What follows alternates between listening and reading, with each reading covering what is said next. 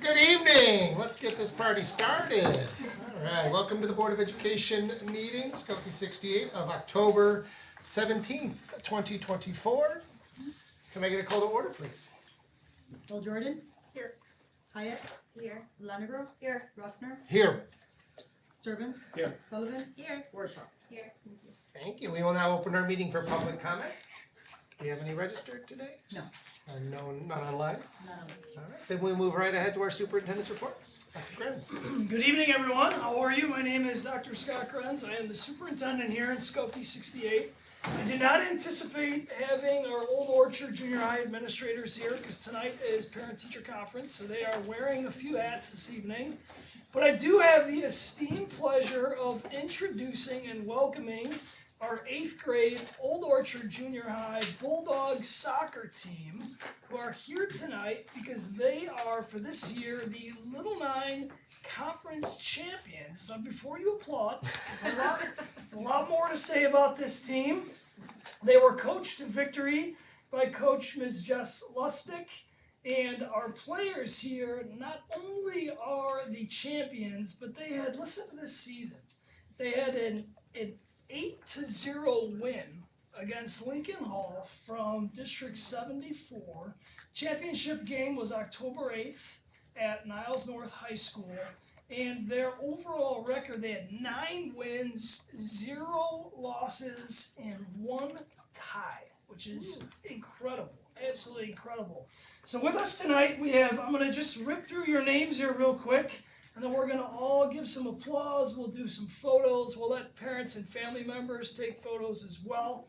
But we have Max G, we have Ishmael M, Eamon G, Dean M, Matthew, Jaden, Adam, Benny, Stephen, Caleb, Eric, Sebastian, Baggio, Christian, Noel, Brian, not to forget our keepers, Akid and Fuzi. Again, Coach Lustig, what did I miss on the last? Fozy, oh, come on. We should have connected before. But an absolute honor to have you all here with us tonight. Let's give them a round of applause.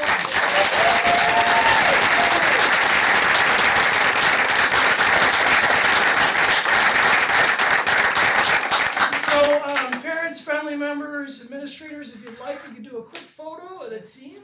And before you do, yeah, I had a question. Before you came to work for our district, what district did you work for? I did sleep that in. Yeah, I didn't hear.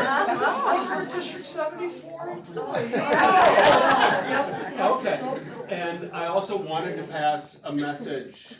It happens that my sons and daughter all played soccer at Old Orchard. One of my sons is a senior on the Niles North team that hopefully you will be joining. I know their coach noticed and was thrilled with your win. And they have playoff games coming up. They are very excited to have you as freshmen. Lincoln Hall was the team that I know my sons and daughter always wanted to beat. There was no small amount of joy when they heard the outcome and the score. You guys should be super proud. Congratulations. What was that? Did you say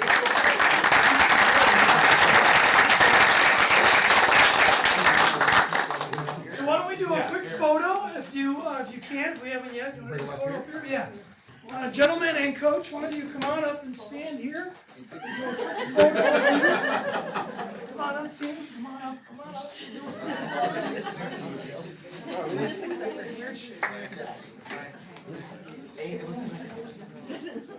Decoration.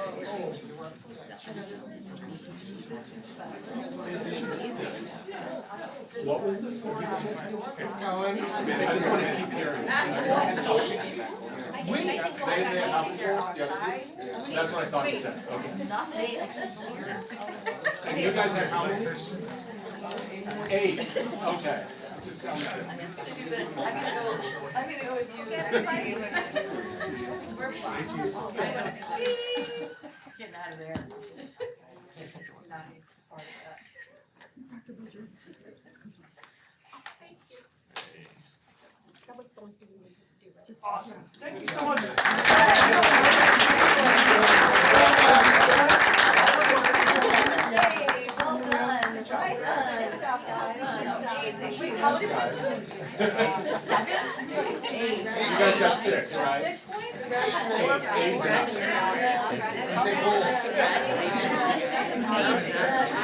Oh, okay, well, that's still nice.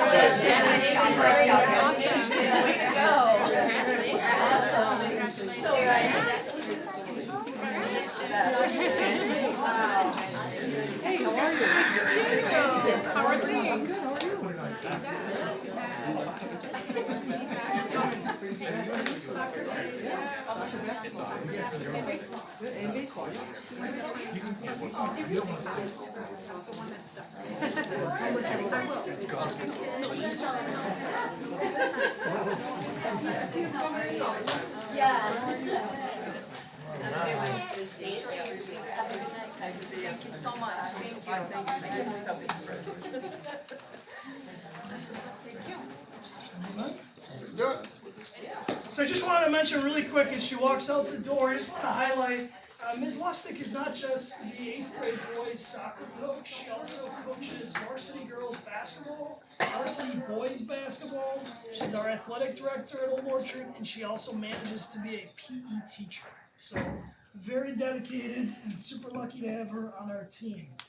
Other items in the superintendent's report, in October we have a few staff groupings to recognize. October 2nd is known as National Custodian Day, so we did provide some acknowledgements and some flattery to our amazing custodial and maintenance team on October 2nd. We all know that our facilities are in excellent shape, and we would not be able to do that without their support day in, day out. They are keeping everything in tip-top working order, and they are there incredibly early. I have left here incredibly late, and I've gotten here incredibly early, and there's been things that have occurred that I don't know when it did. But they have been an amazing team. We had them at the Institute in August, and the entire staff gave, without a doubt, the loudest applause to our custodial and maintenance team. So the love and appreciation is definitely felt across the district for those amazing employees. Speaking of amazing employees, October 25th is Principal and Assistant Principal Appreciation Day. As we all know, we have an amazing crew here. Ms. Otto, Dr. Bradley, Mr. Elliott, Mr. Hanson, Dr. Humer, and Mr. Ritz. And they are so incredibly amazing that the state of Illinois puts together like an old-fashioned proclamation scroll dedicated to all of you. And I won't read it all, but I will point out just two of the items on the proclamation I could not agree with more about our team. They are as follows. Number one, whereas school principals play an integral role in nurturing a positive student-centered culture in elementary, middle, and high schools across the state of Illinois. And number two, school principals are responsible for attracting and retaining the best teachers and support staff to ensure that each child receives equitable educational opportunities and services to reach their potential. Having only worked with this team for a very short time here, about 3.5 months, I can say they absolutely live up to both of those every single day. Super proud to be able to call myself superintendent on such an amazing team. So a quick just clap for our principals.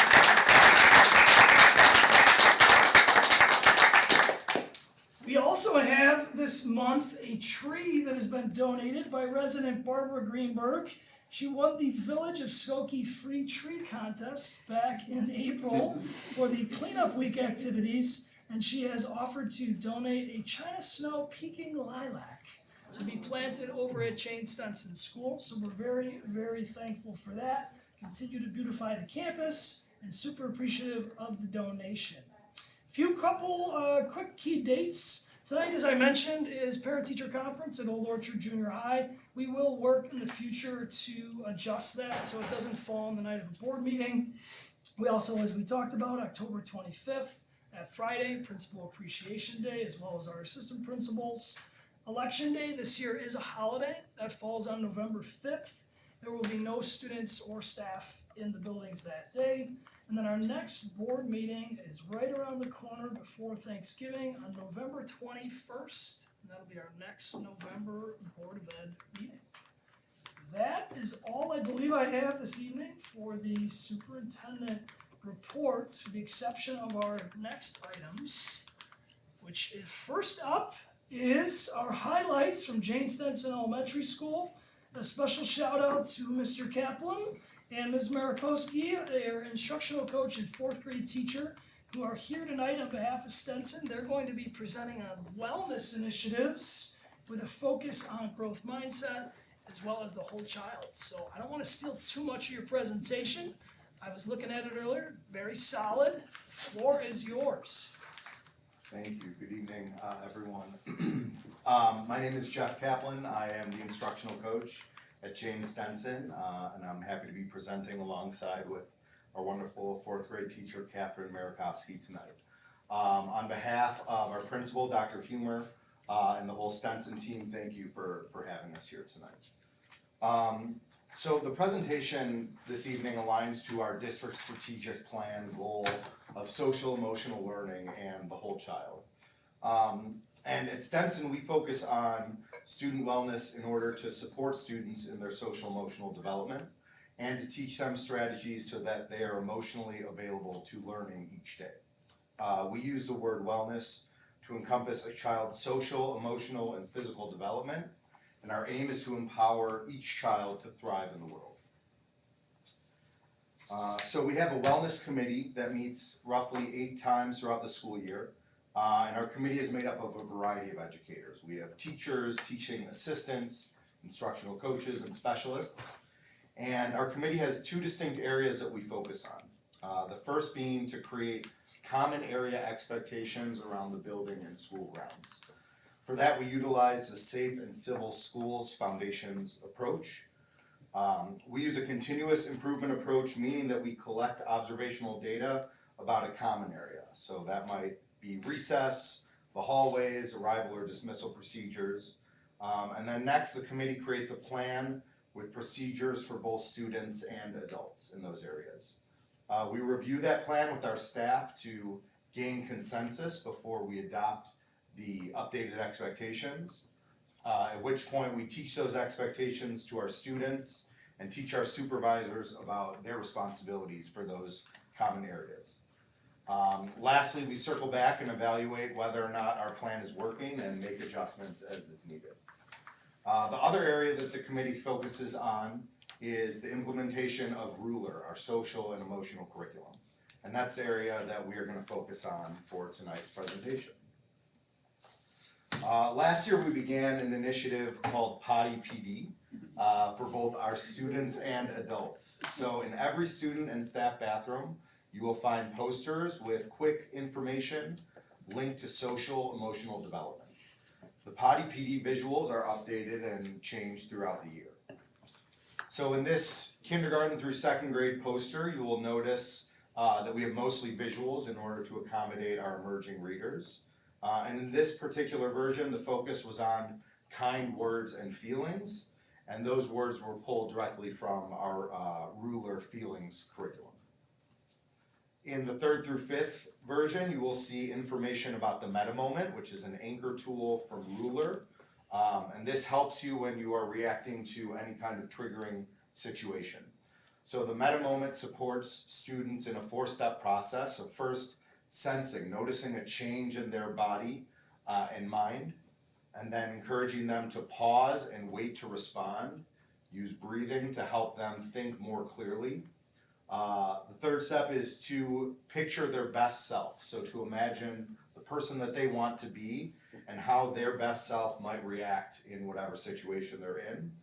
And then finally, to strategize and act, keeping that best self in mind, thinking of what step do I want to take now? What strategy do I want to take and try it out? In the staff version of Potty PD, you'll see information about the importance of positive teacher and student interactions and strategies for increasing both contingent and non-contingent attention to build strong relationships with students and to create and maintain a welcoming classroom environment.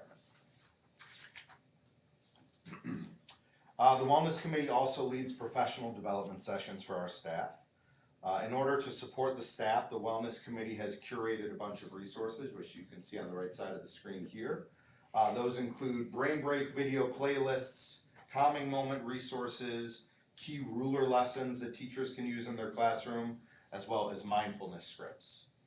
Catherine, who's here with me tonight, leads our staff at the beginning of each staff meeting with a different mindfulness practice and does a great job sharing with the staff how she uses those practices in her classroom with her students.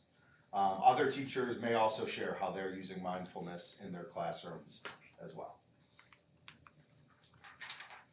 We also have shared wellness resources with our families, highlighting a few mindfulness strategies that a family can use at home and ensuring that they're using similar language at home to what their students are hearing at school. I'm now going to turn it over to Catherine, who's going to walk us through what mindfulness practices look like at Stenson. Great, thank you so much. So, as Jeff mentioned, I'm a 4th grade teacher at Stenson. I also just got my yoga teacher certification through a program that was specifically designed for educators. So it had a really strong emphasis on SEL, on mindfulness in the classroom, and I'm just really appreciative that Dr. Humer has let me kind of share this work with the staff at Stenson. So I want to talk about what mindfulness is. First of all, so it's defined as being in the present moment with an open and curious mind. And we practice this by noticing thoughts, feelings, physical sensations in the present moment without harmful judgment. And mindfulness is important for so many reasons, but here are just a few of them. It helps us balance our emotions. It can help us be calm and consider the feelings of others. It allows us to be more kind to ourselves, sparks curiosity, and improves our focus and observation skills. So here we have mindfulness in action. So these are pictures from our classroom, our 4th grade classroom, and you can see 3 different mindfulness practices that the students like to use. So the first one is tapping, also known as EFT or emotional freedom technique. We practice belly breathing, and another favorite is body scans. So I'll tell you a little bit about each one. So the EFT tapping, it's a tool that students can use in the classroom to self-regulate. So you're tapping a series of acupressure points throughout your face and your upper body, and it's been clinically proven to manage emotions and stress. We do the belly breathing instead of chest breathing when we're trying to calm down a little bit, regulate our nervous system. And then the body scans are another great way to develop mindfulness and just improve overall awareness. So we're going to practice some of these in just a second if you would like to give it a try. But I want to just share with you first some observations that I've noticed in my own class. So students being able to recognize and label their emotions, using these tools on their own to regulate their feelings, building self-awareness, just an overall sense of calm in the classroom, which is really nice after like transitions or really exciting activities. And then overall students just seem to be a little bit more present and more focused. I've heard similar things from other classrooms as well. And I've also shared these practices with teachers at faculty meetings, as Jeff mentioned. And several teachers shared with me how mindfulness has helped them both as educators but also in their personal lives, which I think is pretty cool. So I want to take a couple minutes to walk you through what a typical mindfulness exercise practice would look like in the classroom. So if you would like, I want to invite you to give this a try. So we're just going to begin by settling into a comfortable seated position. I want to invite you to close your eyes if that feels good. Otherwise, you can keep a soft gaze, maybe somewhere low ahead of you. And just begin to release the muscles around your eyes and around your face. And bringing your hands to your belly. We're beginning to notice our breath here, just as it is. And on your inhales, you might try to find some more length in your spine and the back of your neck. And on your exhales, you're rooting down, feeling strong in your sit bones and stable. And as you continue breathing on your own here, I want you to imagine a flower out in front of you. So picture your flower. Maybe it's a rose, a sunflower, maybe it's a single daisy. And then notice one big leaf attached to the stem of your flower. And on your inhales, begin to smell your flower, filling your belly. And on your exhale, blowing that leaf. Inhale, smelling the beautiful flower, belly's expanding. Exhale, blowing that leaf. Continuing your flower belly breaths on your own for a moment here.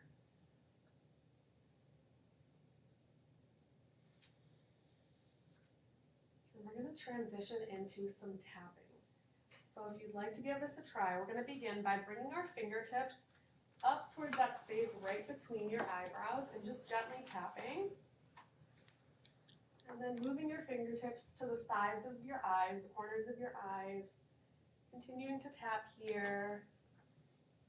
Moving your fingertips right below your eyes. And now tapping right below your nose, above your upper lip. Tapping your chin. Tapping your collarbones. We're moving down by our ribs, kind of by your armpits. And then tapping the sides of your hands and wrists. And finally tapping the crown of your head. If your eyes are still closed, I want to invite you to open them up. And just take any small movements, stretches that feel good to you, whatever you need to do. And just give yourself some gratitude for gifting yourself this time to be present and to practice mindfulness. So, I want to thank you guys for giving us the opportunity to share some of our wellness efforts at Stenson.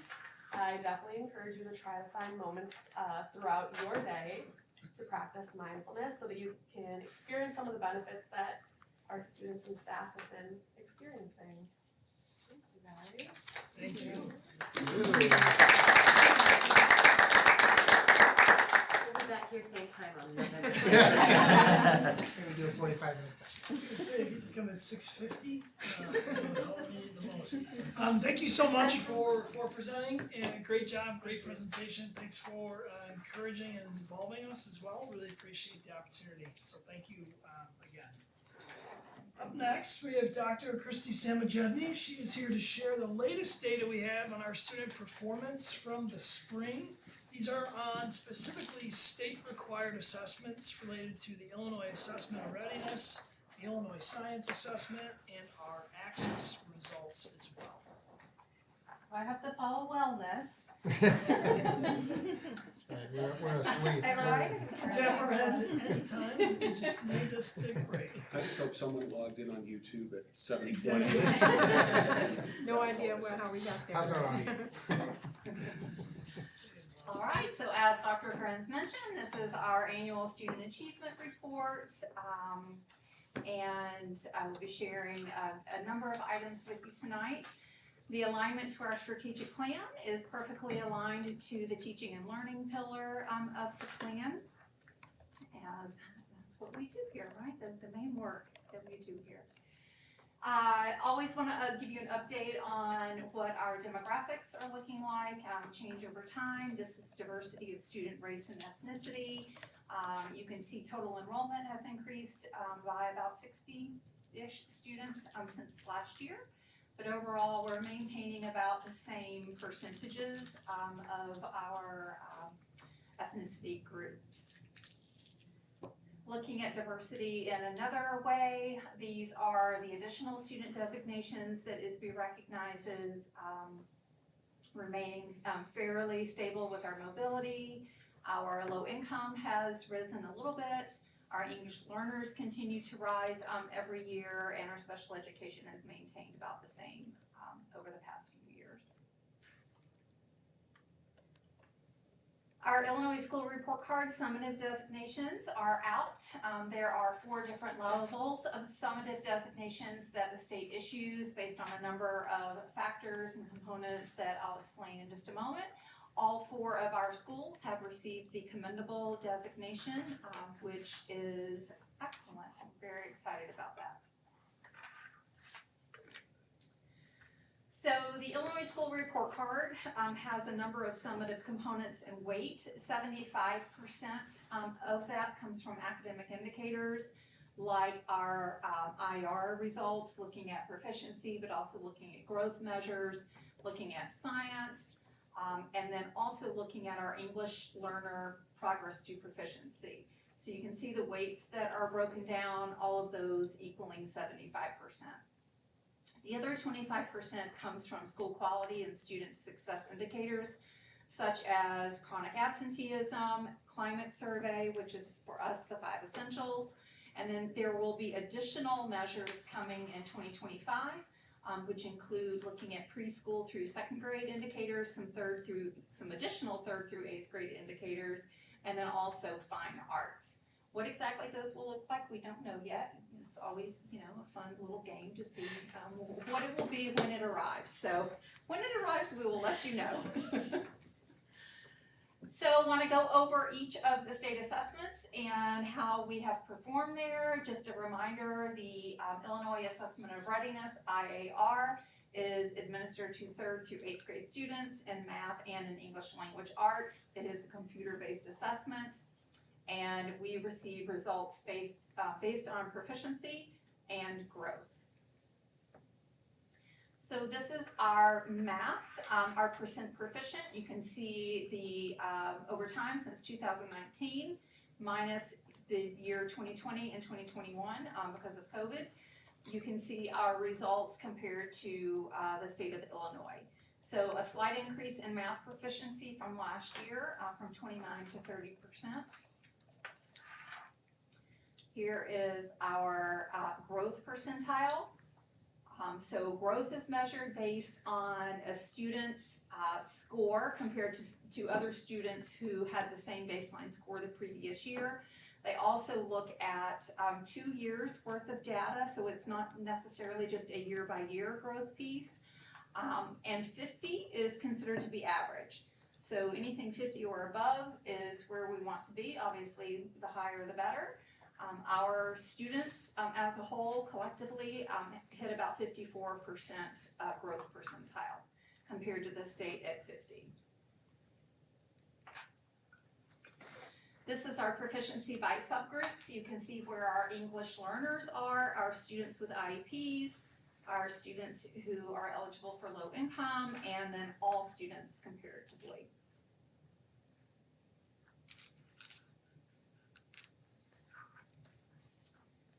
Then the same set of 3 slides for ELA. Here's our proficiency in ELA. We've jumped up 2% from 35 to 37%. The state had a lovely gain from last year, which is kind of fascinating. Not really sure how that's a pretty statistically large jump, but good for Illinois. So we're making some progress there in ELA proficiency. Here is our growth percentile, down a little bit there. And again, we're kind of digging into some of this data to determine what some of these things might mean for us. The state has maintained a proficiency of 50%. And then here are our proficiency scores by subgroup. So you can see some very nice growth for our English learners. Our students with IEPs are back up to where they were prior to COVID. And our low income are also back to that level. So some good celebrations there. So the next assessment that we administer is the Illinois Science Assessment, ISA. That is administered to 5th and 8th grade students. It is also computer-based, and this counts as 5% of the summative school designation. So last year I told you that Illinois was supposed to be releasing a much more robust data set to us around ISA versus just the number of students that are proficient or exceeds. That did not come to fruition.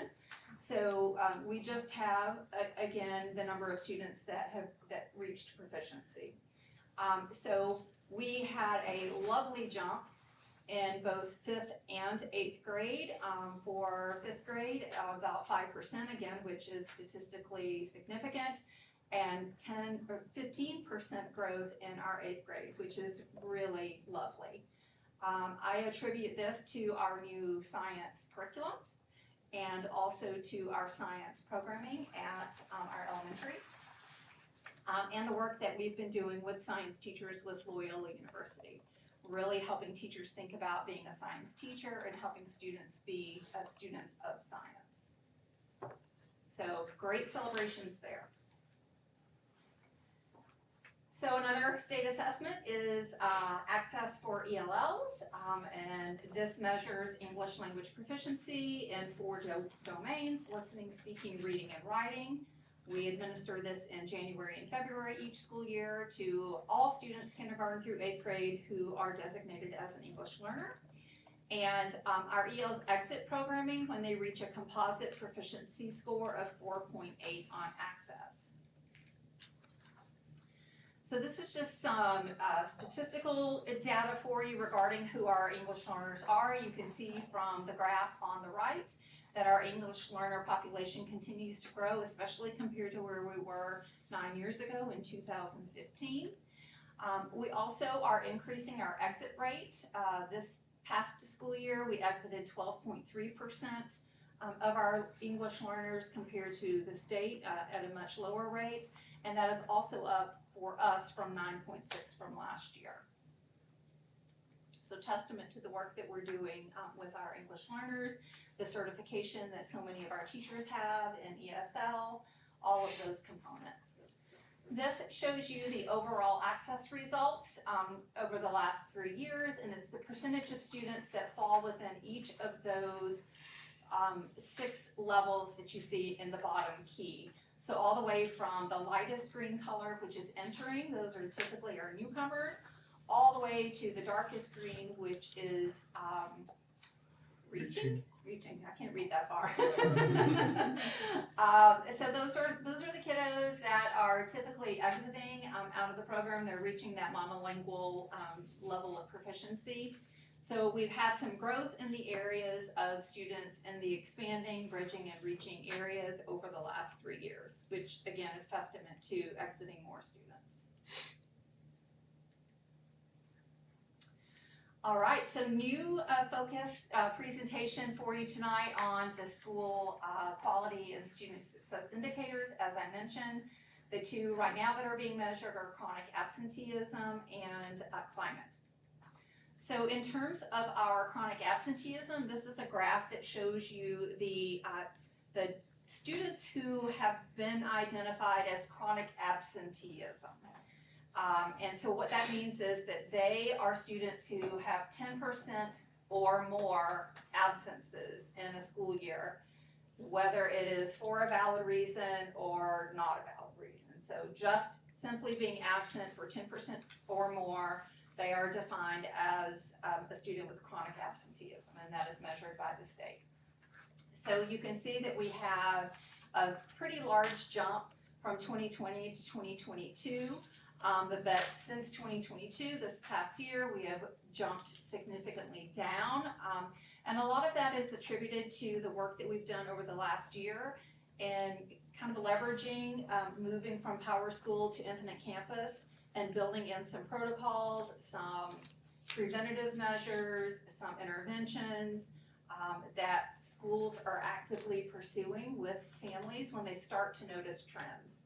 So when we start to notice a student has 10 absences, 5 absences, 15 absences, then the schools are reaching out to the families to find out what might be going on and how they might be able to assist. Sometimes it's an issue of school refusal, sometimes it's anxiety for kids, sometimes it's truly illnesses, sometimes it's family situations. And so they need to know all the context around that so that they know what interventions to put in place and how to help so that they can get the kid back in school. And we've seen some lovely success with that.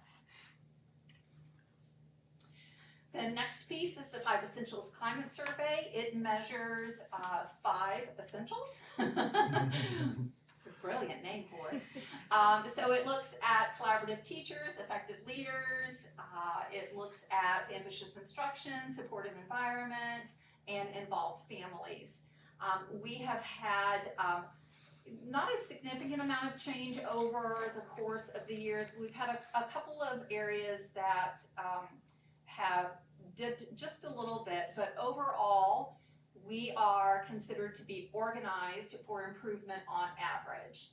So if you were to pull up the 5 essentials and look at the information, you would see that we're neutral in all 5 of our areas, but neutral really just means that there's a balance between areas that have a strong rating and areas that are, that's probably not the right way to say that, areas that have questions for which participants answer strongly agree, strongly agree or agree, versus those who might answer on the flip side of it. So they use a really interesting algorithm to figure that out, and in the end, many of the indicators wind up with a neutral indicator, which doesn't mean a lot. In other words. But overall, they do categorize us as being organized for improvement, which is what we would want to see. There are 2 areas in particular that we're focusing on digging into. Ambitious instruction, which is aligned to our school improvement and our academic pieces, and then also supportive environment. So both of those have pieces in our school improvement plans at the district level and also at the building level. So each building is digging into their individual building results to find the areas where maybe they didn't score the way they might want to, or areas maybe where they had a decrease or a drop from last year, and then they're actively creating action plans around improving those areas. That is new this year. We have not done that previously. So then what are we doing with all of this data? A number of things. First of all, there is obviously, as we mentioned before, there is alignment to the strategic plan. We have some celebrations within that. Our IAR, ELA, the gains for our ELs and students with IEPs, which I pointed out. Our 5th and 8th grade results on the ISA, all of those are things to celebrate and be happy for. Opportunities that we have for continued growth is looking at our English learners in particular with math. So how can we help elevate their performance specifically? And then again, looking at our 5Es climate survey and digging more into what does ambitious instruction mean? There's so many components to that. And then also what does supportive environment mean? So that's generally around how students feel they can trust their teachers, they can trust one another, how they feel safe. It's a combination of a number of factors. So those are some of the pieces of our alignment to the strategic plan. And then some specific things that we are doing and have been doing are related to some of the structures that are in place. So for our district SMART improvement plan, our schools each have a school improvement team. They meet monthly with their principals to talk about the health of their building, how things are moving and shaking, how they're progressing in the goals and objectives that they've set together. We also have our instructional support team, which meets weekly at their buildings. And then as a district, they come together with me and with Diana Schmidt 5 or 6 times a year. Excuse me. And we talk as a whole about how to move things forward and how to support academics. Excuse me. Getting all choked up. MTSS development and implementation. We have 2 instructional planning days a year, as well as 4 to 5 kid days per year, where we're talking about how students are responding to Tier 1 instruction, and then what students need support with Tier 2 instruction, and then an even higher level of support with Tier 3 instruction, how students are moving from tier to tier, how students are performing in interventions, what their rate of improvement is. So teachers are actively looking at data. Typically our in-house data, our iReady and our ECCEM data, to kind of, and school, classroom-based, assessments, to kind of see how our kids are moving through the curriculum and are they responding the way that we want them to, and if they're not, what do we need to focus on? Our professional learning continues to support the strategic plan and our work with teaching and learning. We have 28 days of embedded literacy PD across the district, 34 days for math, and 20 days for embedded science PD. So that just continues to help our teachers be reflective of their teaching practices and thinking about, again, how are students responding to instruction. And then the last piece is our new school leader evaluation plan. And I'll let Dr. Trentz talk about that. So started last year in the state of Illinois, a new school leader paradigm, as it was referred to, was rolled out in collaboration with the Illinois Principals Association. Our team did adopt it this year. It is a big lift. There's a lot to it. It's very dense, but it does provide a real narrow focus on two goal areas. One is professional practice, and the other is student growth. We're really just sort of getting familiar with it this year and working through it. Our principals already have really solid goals built out, but it's a much more reflective and cyclical process than previous more summative evaluations that oftentimes exist for school leaders or even administrators. So the team's really taken it on and has accepted the challenge of a new framework, but it's really fit with the work and it's really aligned with a lot of the things they're already doing. So excited to see how we redevelop it, take what's good and maybe leave what doesn't fit as much. So while the things on this slide are pieces that are in place, this is not completely inclusive of everything, obviously, that we're doing on a day-to-day basis to work to improve student learning in the district, but kind of a highlight of the big things that are happening. That is all I have. Any questions for me?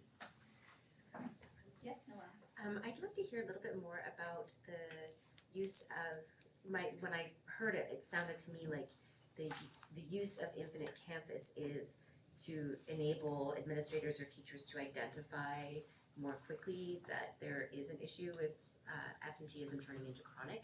Is that correct, or like how exactly is that tool being mobilized to be able to assist with that problem? Yeah, as we were building out IC, it offers so much more than PowerSchool was able to offer us, and so we were able to leverage that opportunity to build in some algorithms that would automatically alert principals when students hit different indicators. So a certain number of tardies or a certain number of absences, and then we created messages and alerts and letters that could be generated to go to families. But principals are receiving those messages, and so it helps, rather than the principal having to go to PowerSchool and run a report to find out which kids are popping up. Infinite Campus is kind of automating that for us. So being able to leverage that has really, I think, been impactful. And then in the event that it's well known that the family that has got a child with chronic absenteeism is more comfortable in another language, my presumption is that the administrators would understand that in advance before sending out a letter. Absolutely. So the principals look at who the child is and the family and the context that they know around that child, and they can make the decision to send the letter, not send the letter, make a phone call instead, tap the shoulder of a social worker, et cetera, et cetera. Yeah. Mm-hmm. The thing I'll just add to that is, that's 6.3% improvement. That's one of those graphs we want to see go down in chronic absenteeism. While IC is definitely helpful, it's much more than logistical, but it's definitely a great step. I mean, we've heard, connections in the classroom and the recent presentations, SEL focus, engaging instruction, new curriculum. So it's all corollary and definitely related, but that means, 106 students are in school more last year than they were in 22-23, which is huge and great. So we are definitely going to keep focusing on that as, an area of attention to see how and where we can keep improving. It's a really big gain. I'm really proud of the team to have gotten it there in just 1 year. It's awesome. The numbers are stunning from 2022. Mm-hmm. I mean, in 2022 and 2023, quite honestly. I just wanted to ask a little bit more about the increase in our English learners, and it's more than doubled in the last decade. And English learners covers literally every language. Yeah. Is there anything that you and the team have identified where we might wanna consider changing resources, changing focus because of the language needs of our student body? So, Mrs. Luciano, there she is. It has re-engaged our EL learning team. She began that work last year. She's continuing that this year as a review of the program. And part of that is looking at how have things shifted over the last few years. So that is part of the work that she's doing. I think a piece of that growth that we see is coming from our newcomers. We are continuing to receive a decent number of newcomers, and so that's a piece of the puzzle. But yes, absolutely. So examining our curriculum, looking at our resources that are available, our supports, and program delivery, and the model that we're using is all part of the learning team. Thank you. Just one quick, Yeah.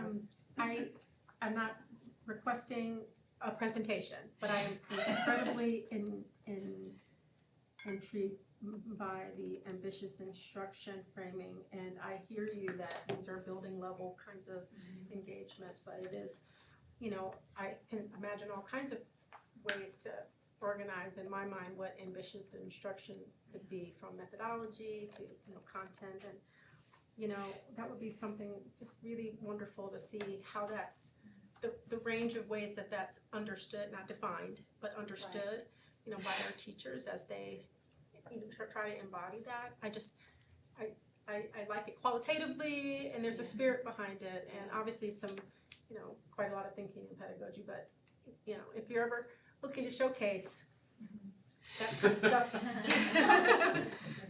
No, not making any requests for presentations, I promise. But that's the kind of stuff that we get a picture of what's actually, For sure. not just happening in the classroom, but how our teachers are reimagining their classrooms. So it's just exciting to know that that's going on. The team does, I'll mention, the team does use that data as well in the school improvement planning. What's really interesting to see is, that particular category, one of the respondents is our students. So they get to weigh in and share, in particularly English or reading class, to what point do you engage in, I don't know if it's phrased this way, but high quality discussion, or so it's interesting to see their results and where there might be trends. So that the team definitely uses the data and can look at it. The one drawback of the 5Es in that regard is it's pretty high level. It doesn't allow us to disaggregate by students specifically to really see who, and is there a trend there with a particular demographic or a specific student grade. So there's some drawbacks there that I can see maybe changing in the future.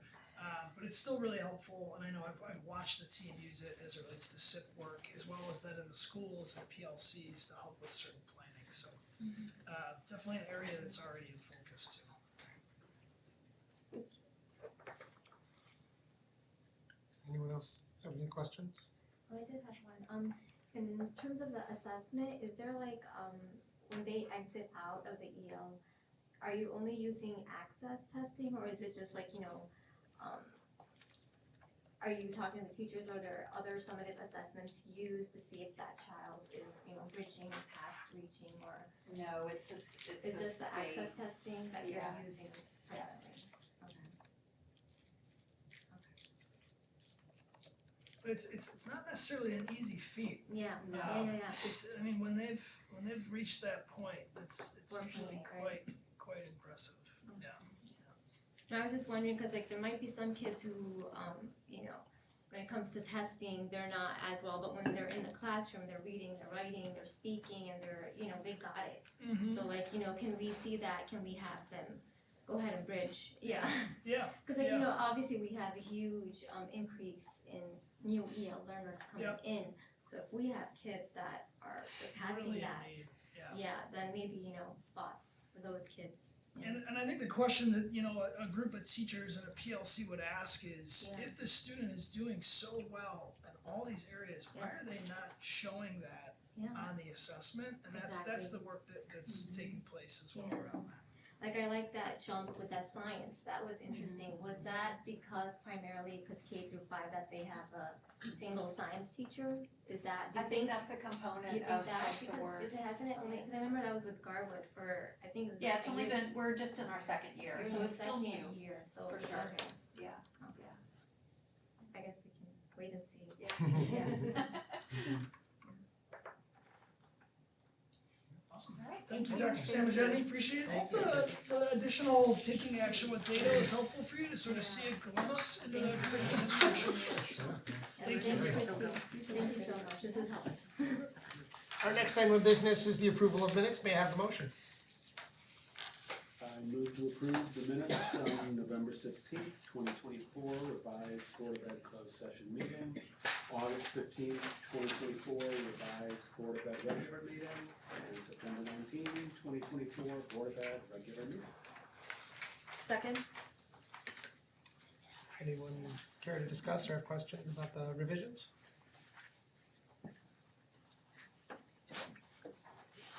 Hyatt.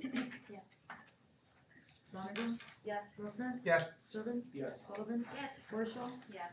Paul Jordan. Yes. The consent agenda is our next item of business. The consent agenda includes the personnel report covering employee hiring, leave of absence, resignation is posted to the agenda of this meeting. Financial reports, which includes fund balances for September 2024 and the statement of position report. Pay orders and expenditures, which includes accounts payable, statement of cash flow, and the P-card monthly report. And Board of Education policy second readings. Does any board member wish to remove an item from the consent agenda? Okay, then may I have a motion and a roll call vote to approve the consent agenda as presented? I move to approve the consent agenda as presented by the board president. Second. Lonergan. Yes. Rosner. Yes. Sturbins. Yes. Sullivan. Yes. Horshaw. Yes. Paul Jordan. Yes. Hyatt. Yes. Thank you. All right, and we move into our reports and discussions. First, we have our financial forecast update. All right, here we are. We have Ms. Austin. She has prepared an amazing and updated financial forecast. Will help us look a little bit farther ahead of the next 5 years. Any of the financial implications related to some of our projects, as well as some of our ongoing and future focus areas. So it is all yours, Kenya. So this evening we'll be discussing the financial projections for 2025 to 2030. Strategic plan goals that we feel is aligned with is teaching learning, facility safety, communication, and engagement. The overview of this presentation will start off with some historical history of the district, financial forecast, and the financial profile. So the financial history, I wanted to give you 5 years of financial data. This may not have been something that was given in the past, but I thought it was some historical data being that I am new. And I need to know the financial history a little more, and also inform you of some things that we see that we need improvement on. So as you can see to the left, I give you the audited financial information for revenue and expenditures. And as you can see that historically, the data for expenditures has exceeded the revenue for the last 5 years. The slide that's to the right of this slide is the yearly surplus and deficit. As you can see, the district has a few years of deficits and a few years of surplus. And I want to mention that also in those years, the last 3 have been ESSER funding as well for revenue. So please take in consideration that was $5.1 million over the last 3 years. So let's take that in consideration. And for 2021, that was also the year that school was not in session because that was the year of COVID. So that one's where it balanced out. So that's the history of the district and where we stand and some things that we need to work on to get that revenue to exceed those expenditures. But I also want to note This does not include the beginning fund balances for every fund. This is only revenue and expenditure for the current school years. And with that historical data, this shows the ending fund balances for those school years for the district. And they seem to be pretty much stable and the same throughout the years, except the 1 year for 21-22, which was right after COVID. So that's where we dipped. We added more programs, more needs for students in that year, and that's the year that we kind of pivoted a little bit, but we picked it back up in the following years.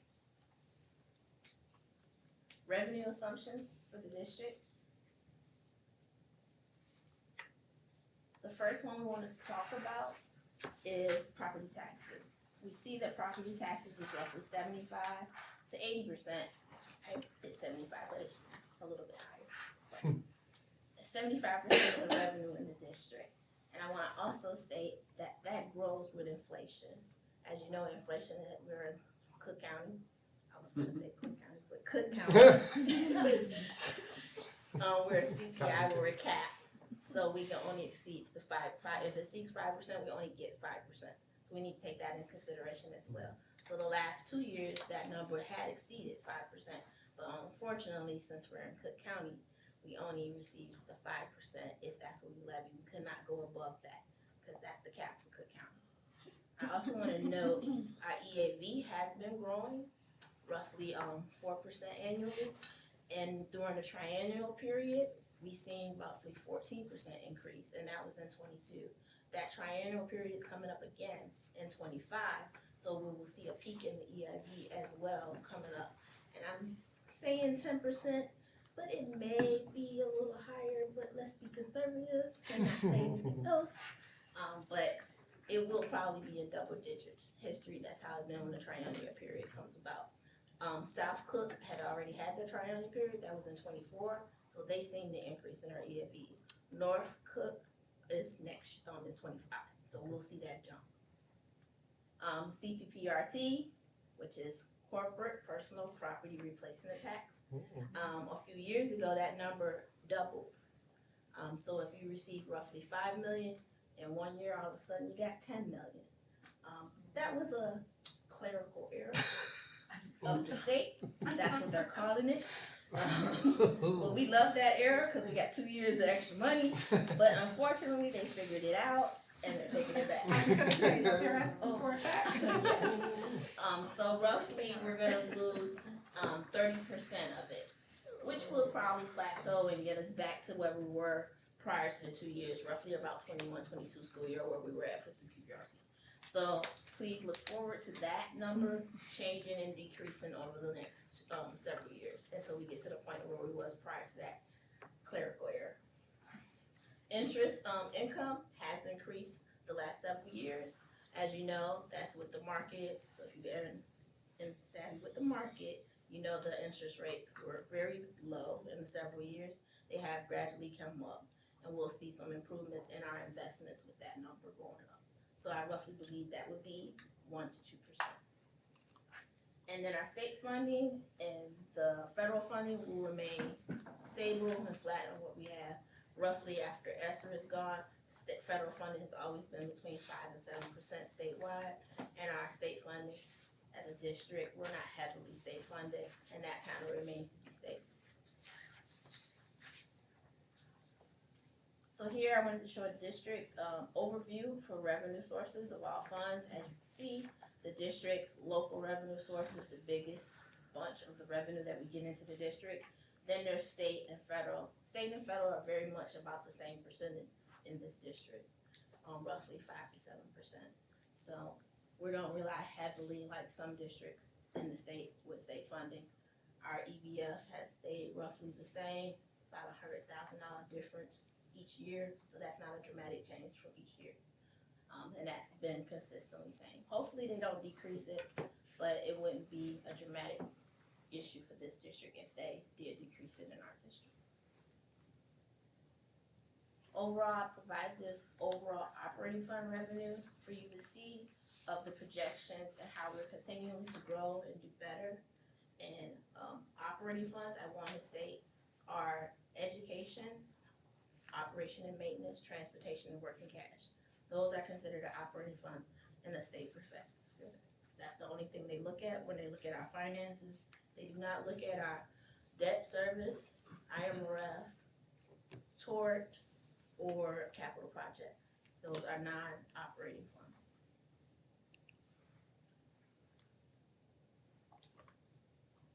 So let's talk about expenditure assumptions. For expenditure assumptions, we calculate our projection for salary increases between 2.5 to 3.5%. And it's a calculation because we will be going to negotiations soon. So we wanna project something reasonable, which is 2.5 to 3.5, which historically it's been about that way the last several years, so we projected somewhere around the same. Benefits, that can change roughly depending on the market. We've seen some double digits in some areas of benefits, depending on if it's an HMO or PPO. So we projected an increase of about 5% for benefits in the coming years.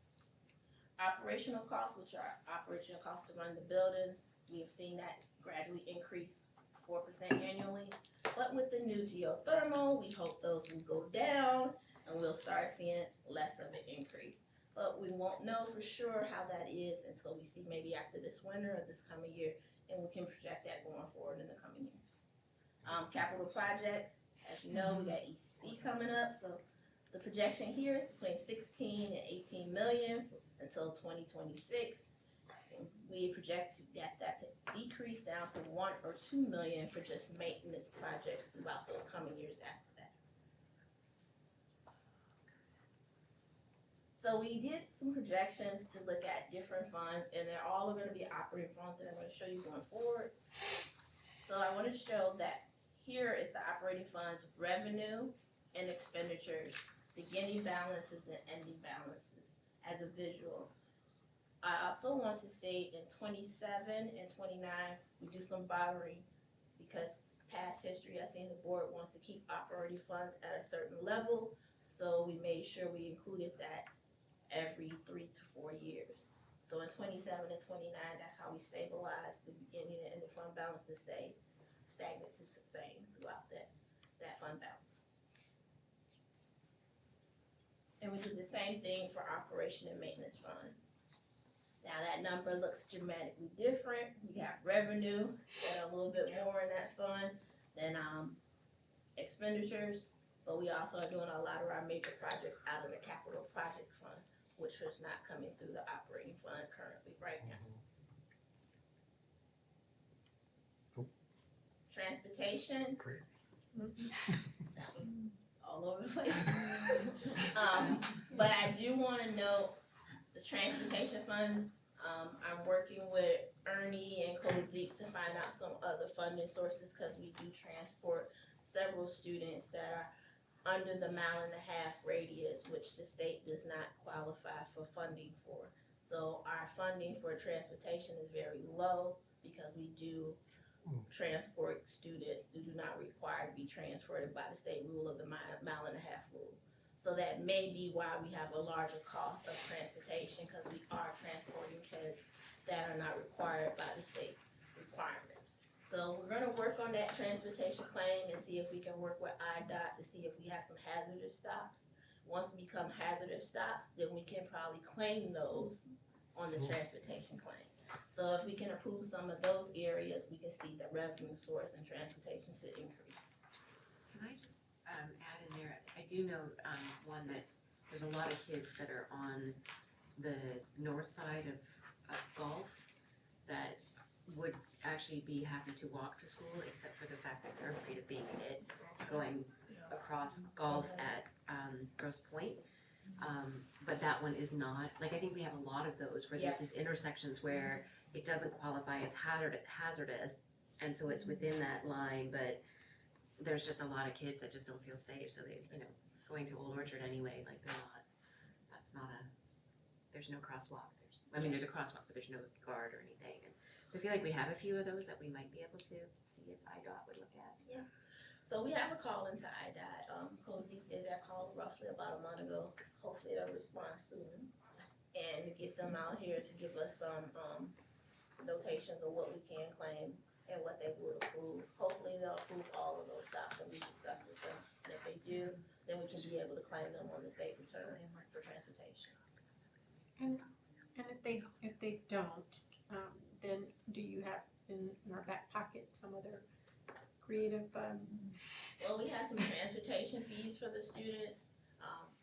We can increase the tax levy, that we do every December and put more money into the transportation fund. And remove some other ones that have someone like O&M. O&M has a good fund balance right now. Maybe the next 2 or 3 years, we can increase that and move more of that to transportation for our local dollars, and then help it that way. If we don't get the increase in the transportation claim with the state, that will be the only alternative. It's not too many other revenue sources that come into the transportation fund, but we can try and see what other things we have. We have something going out with safety with the village that we're working on, so hopefully that can help too, because they get funding that we don't, so we can piggyback on them, so some funding for that. Maybe they have some options when they do the safety assessment, and maybe that will help us as well. That, So we're working on that too. that item is worth just articulating. It's called the Safe Routes to School Plan, and it addresses both of what you just mentioned. It's more assessment based, as it has its name. It's not necessarily promissory in any way, but it's a great step for us to follow up on as a first step to make sure that we're, efficient, safe first and foremost, but efficient, effective, and collaborative with the village as well. So that's in a motion right now. thank you. So this next slide basically gives you operating funds, overall view of the operating fund expenditures. As you can see, education is the bulk of it, then operations and then transportation.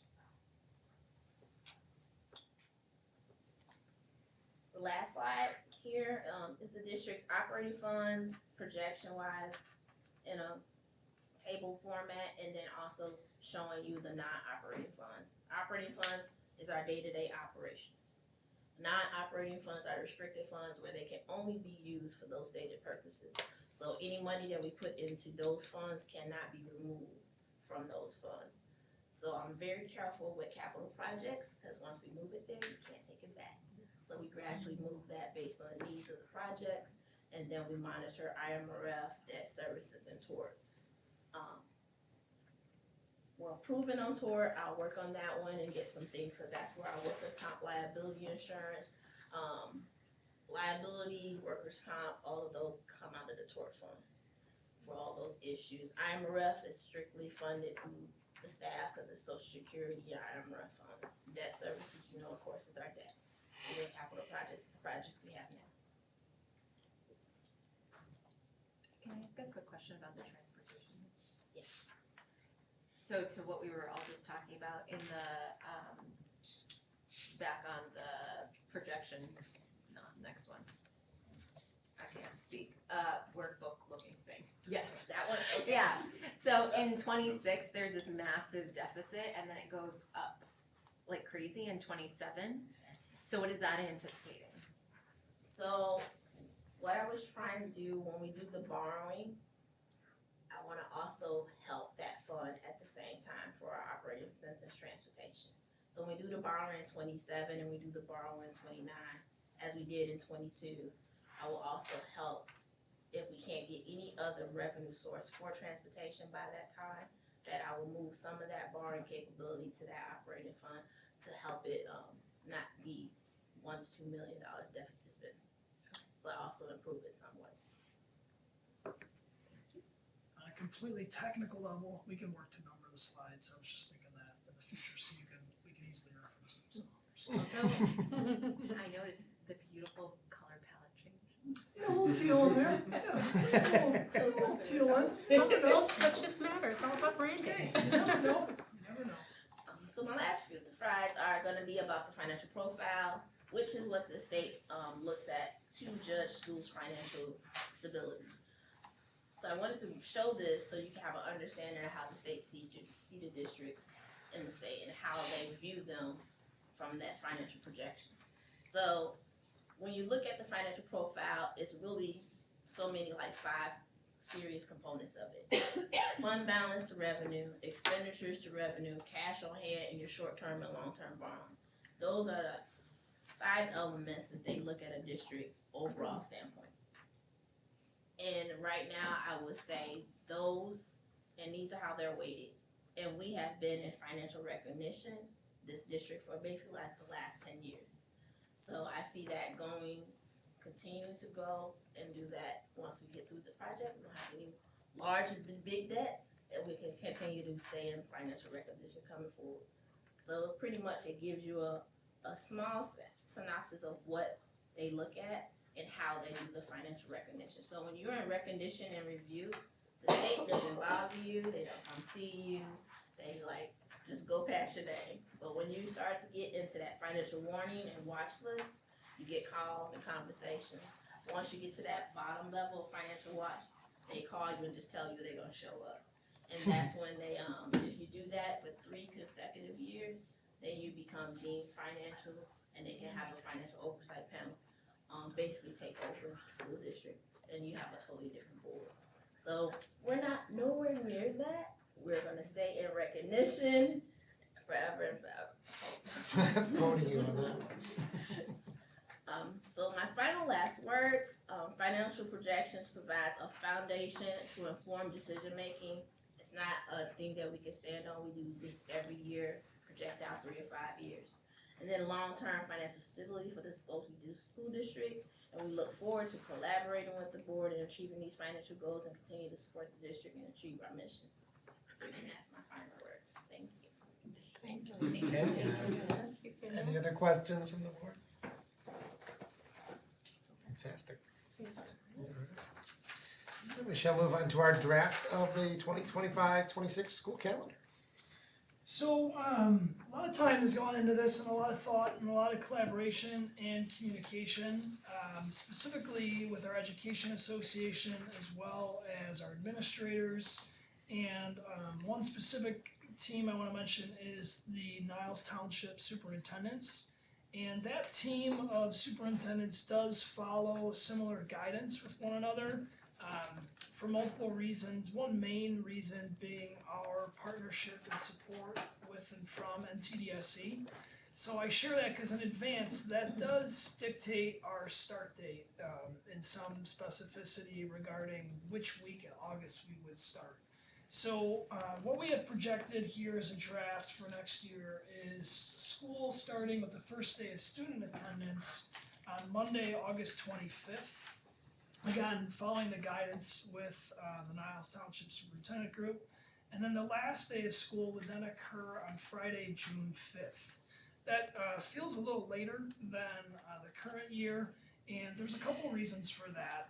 We did look at all holidays and worked to mimic the similar schedule to what we have this year, where possible, with a few exceptions. One is the alignment of spring break with Niles 219. So for 25-26, we are attempting to align it with the high schools. So it would be the 30th to April 3rd, which is a week later than what we have this current year.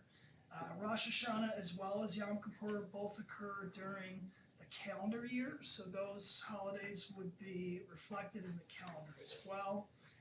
Eid al-Fitr is in the calendar, it was this year as well. Eid al-Adha has typically occurred in August as well as even in July. However, it's anticipated to occur in May, specifically and possibly within the window of May 26th to May 27th. So that would be a holiday that this year is on the calendar, but it occurs, I believe, this year, I want to say June 5th, which is when school will more than likely already have dismissed. Other than that, the other days that would be reflected in the calendar are very similar to what's been done in the past. The team here has done a great job of historically recording these calendars for reference. So I went way back, which was interesting to see.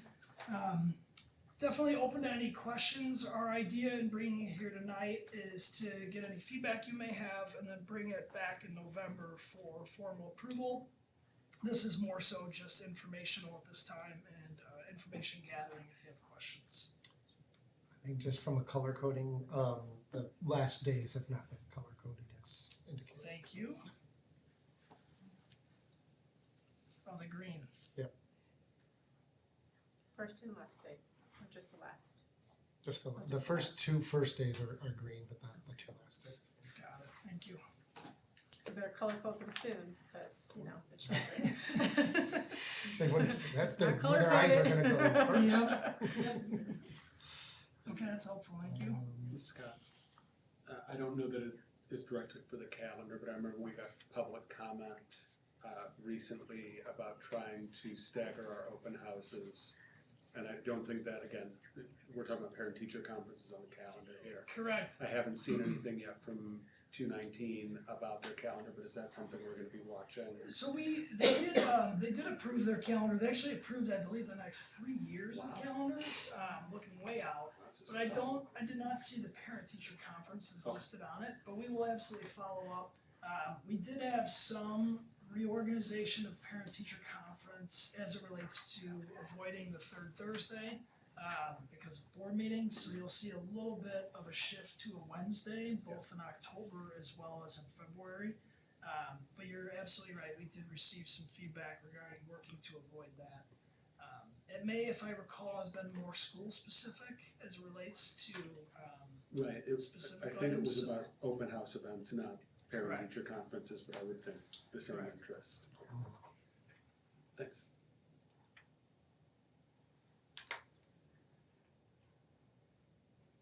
Any other questions or thoughts?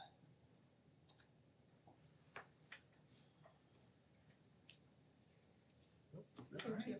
Thank you. Thank you. And now we move to our ISB governing board update.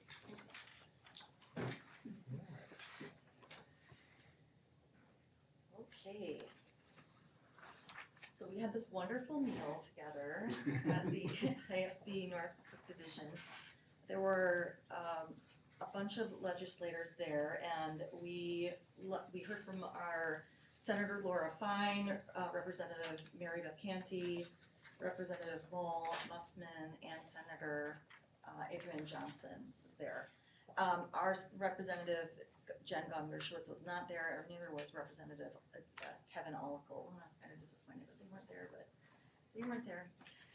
So they addressed a lot of issues. It was kind of a panel format, and it was our, we had taken a survey before to address, they wanted to look at our top issues as a whole bunch of North Cook County school boards.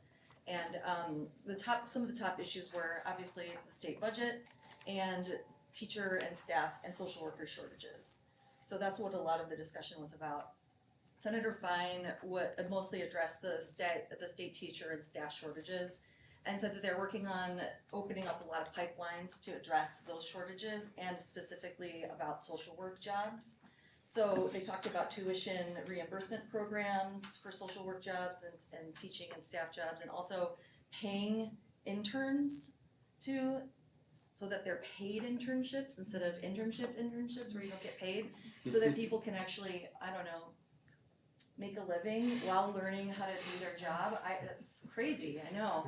So that these jobs are actually more accessible and realistic for more people who depend on money to live their lives.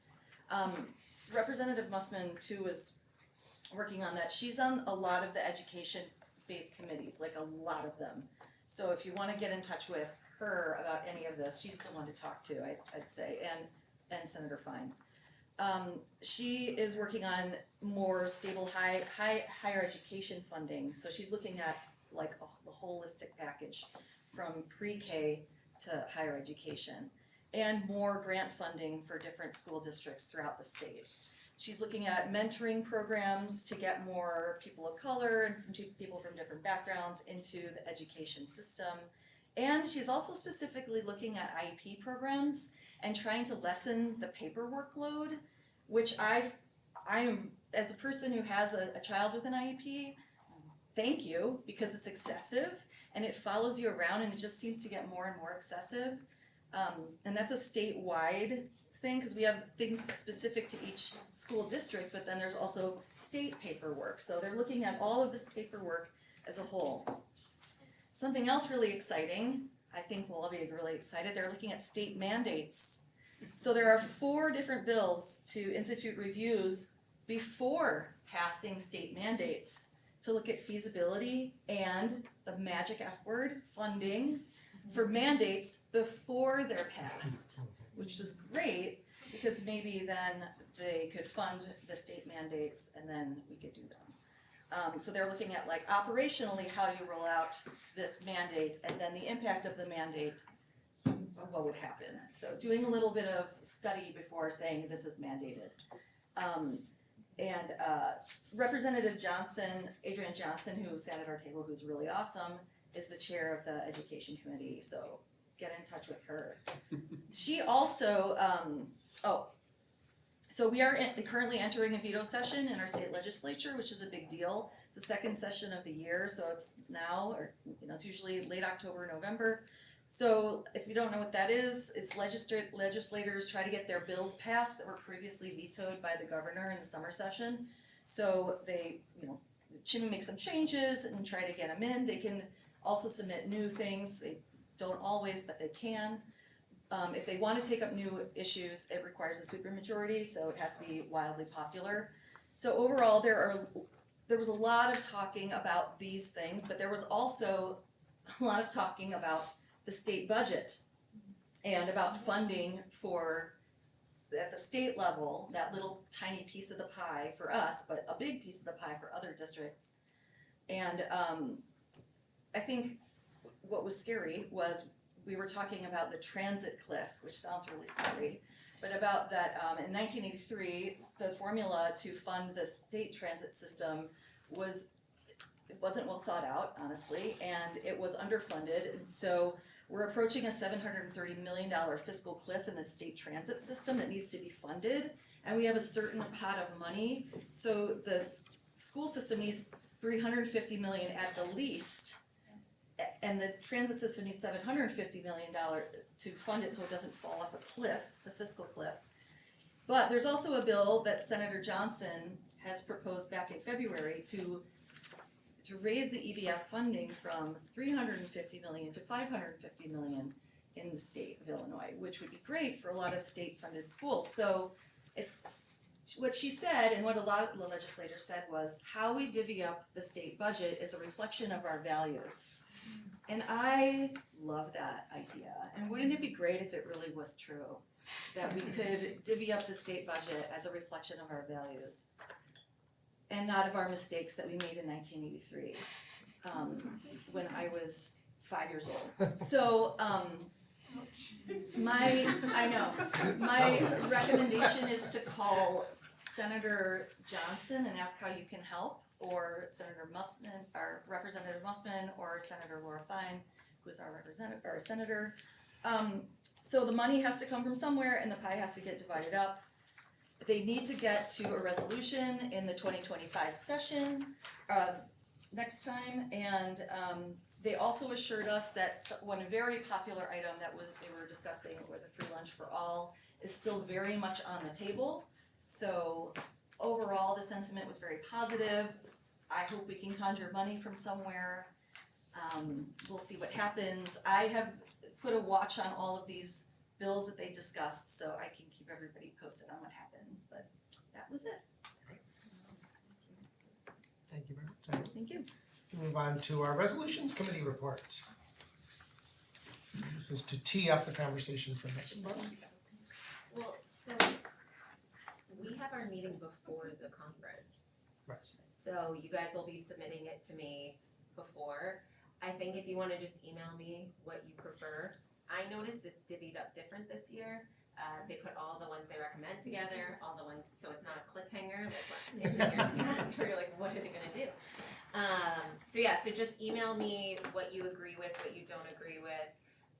And just a reminder, if I recall, if they say they recommend, or if they say don't recommend, it doesn't even get called unless another district like challenges that, which is possible because that did happen last year. So it is important for me to know if you do agree with the ones that they don't agree with, if that was like the collective, I know, if that was the collective voice of this board, then I would go up and you don't go up and challenge. I would click saying, yeah, we agree, like don't do this.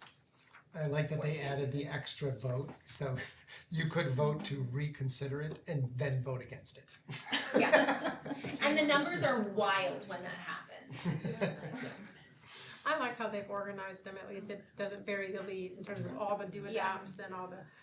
So I know we asked this last year, what's the best window of time reasonably to get our information to you? I think honestly, if you get it to me by the next meeting, and that way I can just confirm with everyone that, so let's say end of day, what's the next meeting's on the 21st, end of day on the 20th, so that I can compile everything and then we can review on the 21st. And we should remember not to send all, because Correct. just send it Right. directly to. Did you guys hear the deadline? It will be the Wednesday, end of day before the next meeting to get your vote. So also, cause the wording gets tricky, right, cause it's like the I do agree, but I don't agree.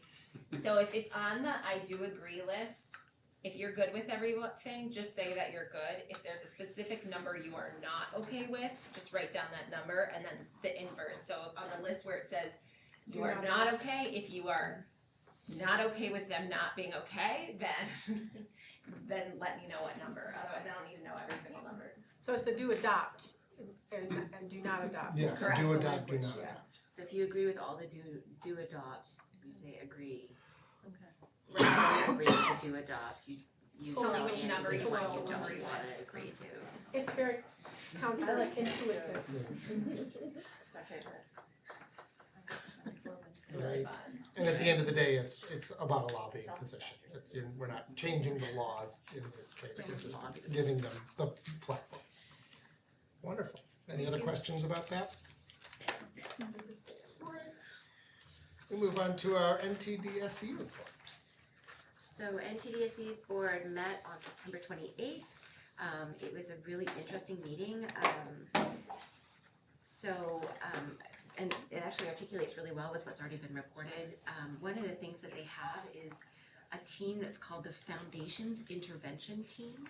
And their job is, it's a group of, I think, 3 or 4 administrators, and their job is to evaluate what's happening in terms of motivational barriers, behavioral barriers to learning, SEL, academic and functional growth, but they're doing it in common areas. So places where students converge outside of the classroom, and they're looking at these spaces and going, who's engaging and who's not, and how are they engaging? And are there ways for us to reimagine how interactions can happen in this space in a way that'll facilitate better interactions? And I was like, what would that look like? But it was actually fascinating. And so they take a specific area and they'll sort of study it for like a year and then come up with suggestions on often very low or no cost solutions that can actually help kids engage. So they did one on the playground, and they found there's some kids that are at Malloy, who have a variety of different support needs and whatever, and some of them are just not into the playground. And so they actually imagined how to paint a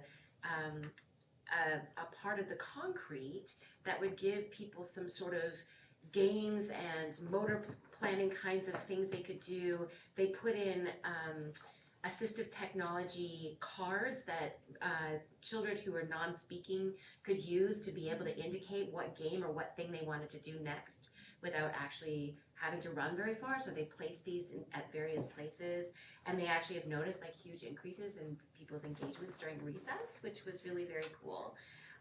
And so they're doing this, they've also done this in the lunchroom, and so they're doing it in these common spaces to just sort of see what are some things that we can do to improve interactions here and reduce situations where people are not having their support needs met. The big issue, I was just looking at how we've had an increase in students, and was it 60 students for this year for 68? And NTDSE, they have had a 30% increase in their student enrollments at Malloy alone in the last 4 years. And this is a really massive increase for their student population because the student populations there have incredibly large support needs. It's particularly the case for K through 3 students, which are the students that need even more support than the other ones do. And so all of the planning they went into to create the new construction at Malloy, to be able to create spaces for NTDSE administrators to be able to have workspaces, is now being converted over to classroom space, because they just don't have enough space for all of these children that have needs. So they're not taking any more children from outside of their feeder districts. They used to, but there's just no space. They're giving up office spaces that are for NTDSE aides and teachers and therapists and whatever. They're not sure if this is a permanent situation. Some people are sharing offices, and they have said that one thing that may be helpful is if there is small office spaces for their traveling folks that go to the satellites or to do some training in some of the districts, that they would welcome being able to give some of their traveling staff a place where they can have just an office to be able to work in between their traveling. But it's not clear if this is a permanent thing that they're gonna have to plan for, if it's just a 1 year kind of a thing. But it's really massive, and your ideal student to teacher ratio for particularly those younger kids is like 1 teacher for 5 students, they're 1 teacher to 8 or 9, so almost double what they would be. So it's a challenge. They're thinking very creatively about it. And now the executive director, Taryn Kendrick, is meeting with the new village manager in Morton Grove to start doing some research on potential additional spaces. So this is really exploding. And that was, it was a bit of they've been talking about increases in numbers, but this was like way beyond what they were expecting. So there's a variety of interesting challenges for them to think about with that. They also are thinking very creatively about how to open up the career pathways for people that are interested in special education. So there's been a ton of outreach to students that are at Oakton to try to set up a pipeline where folks that start at Oakton can then finish up their degrees at UIC online, getting it fully funded to be able to give paras extra opportunities. So they're gonna be launching some of that in 2025, but they're doing a lot of outreach work to try to increase that pipeline of folks that can actually see a future for themselves in some facet of special education. So that was really exciting. Yeah, I think those are the main big things. Big meeting, lots of things going on, but those were sort of the main highlights. Wow. That's wild. Thank you very much. And our Ed Red report. Short and sweet.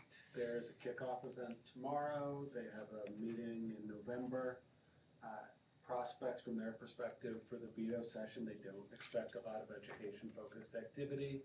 There's a lame duck session in January, again, not likely to be a lot that's specifically focused on issues that affect the district, but a lot could happen between now and then, so. That's all I got. Thank you, Mr. Short and Sweet. We have a lot of first readings on the docket today. I'll go through the list, just in case there are any questions or clarifications. A good number of them are simply footnoted changes. So we have 2.70, vacancies on the school board and filling vacancies. Any questions or clarification? 2125, board member compensation. 2160, board attorney. 415, identity protection. 440, incurring debt. 470, resource conservation. 4140, waiver of student fees. 5130, responsibilities concerning internal information. 5180, temporary illness or incapacity. 5200, terms and conditions of employment and dismissal. 5285, drug and alcohol testing for school bus and commercial vehicle drivers. 5310, compensatory time off, 6110, programs for student at risk of academic failure and or dropping out of school and graduation incentives program. 6150, home and hospital instruction. 6230, library media program, and 7170, vandalism. Thank you for being so thorough on the policy. Yeah, sorry, most of those are from the June update, and I was trying to parse them in and figured since there really are no changes with the exception of 2160 and 470, I figured we'd bring them all forward and stay up to date. You hear that? And moves us to our action items. Next item of business is the approval of the psychologist agreement between Skokie School District 68 and the District 68 Education Association. May I have a motion? I move to approve the psychologist agreement between Skokie School District 68 and the District 68 Education Association for the 2024, 2025, and 2025, and 2026, for 2024 to 2025, and 2025 to 2026 as presented. Second.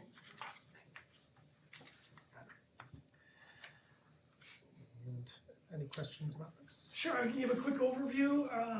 Our amazing school psychologists are now part of our District 68 Education Association, and since May, we have been engaged in collective bargaining conversations regarding determination of compensation for our salaries, for the psychologists based on their new membership within the association.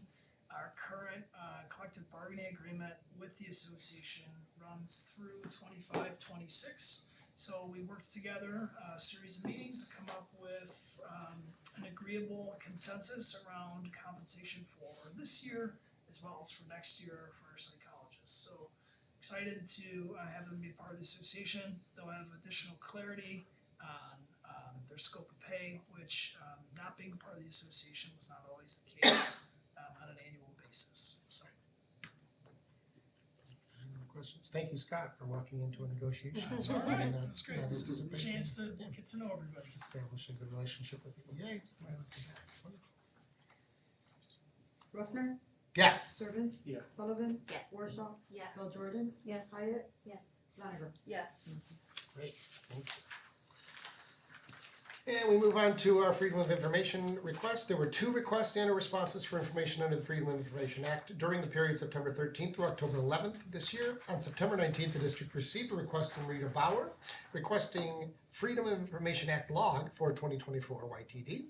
The response was sent on September 26th. And on October 4th, the district received a commercial request from Sherry Reed from Data Acquisition Specialist requesting purchase order and vendor information. The response is pending. More on that later. If there's no further business to come before the board, I call for a motion to adjourn. I move to adjourn. Second.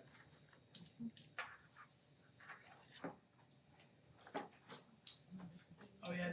Oh, we don't need to vote? Let's do a roll call. We're adjourned.